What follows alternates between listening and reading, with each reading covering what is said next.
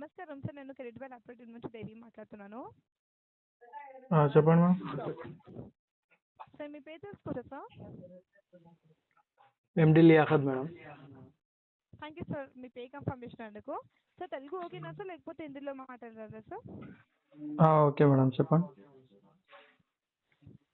Sir ర్యాపిడోలో వచ్చేసి sir మీ performance బాగుండడం వల్ల అండ్ సార్ మీ రేటింగ్ కూడా బాగుండడం వల్ల సార్ ర్యాపిడోలో వచ్చేసి సార్ మీకు ఎమర్జెన్సీ ఫండ్ అనేది ప్రొవైడ్ చేస్తాం సార్. అప్ టు 10,000 రూపీస్ దాకా సార్. దీంట్లో వచ్చేసి మీకు 0% ఇంట్రెస్ట్ అనేది ఉంటుంది సార్.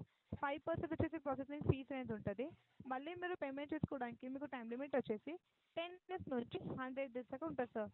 దీంట్లో వచ్చేసి మీరు డైలీ పేమెంట్ చేసుకోవాల్సి ఉంటుంది.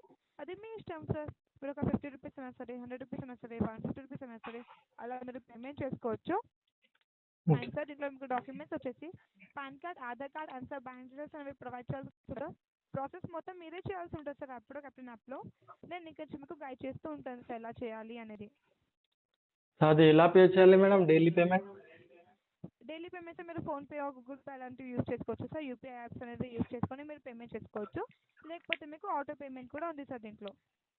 అచ్చా ఓకే మేడం, అవసరం ఉన్నప్పుడు తీసుకుంటాం మేడం.